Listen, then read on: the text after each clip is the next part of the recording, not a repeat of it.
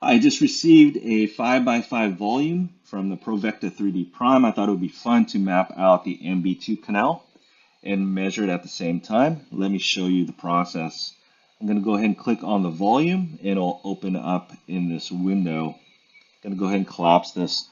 A 5x5 volume will default in the MPR view. We do have the panorama view, the transverse slicing acquisition view, and the MPR. For a 5x5, it defaults to the MPR. What I'm going to do before I begin is I'm going to go to histogram. Because I like a little more contrast and brightness, I'm going to bring up the brightness a little bit and increase the contrast. There we go. And then I'm going to go into the axial view, left click, move up and down to hunt for this canal. And there we go. We can see it right there. So I'm going to double click on the canal. And then I'm going to look at these windows below. In the coronal view, I'm going to take the sagittal line, left click on the dotted area, and rotate it to the long axis of the canal. I think this MB2 merges with the other canal at the apex. Let's verify that. So I'm going to line up long axis right there. It looks good right there. I'm going to verify it by left clicking the axial view. Go start in the pulp chamber, work my way down, and just look at the crosshairs, and it looks like we're right on. Now I'm going to focus my attention in the sagittal view. I'm going to make this large. I'm going to hold down my shift button and use the wheel on my mouse to go through this slowly.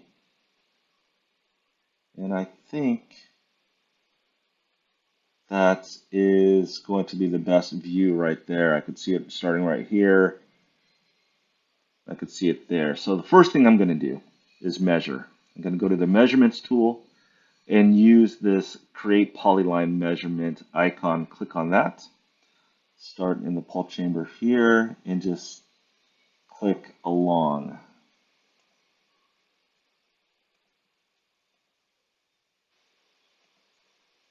Right there. And at the end, at the apex, I'm going to right click.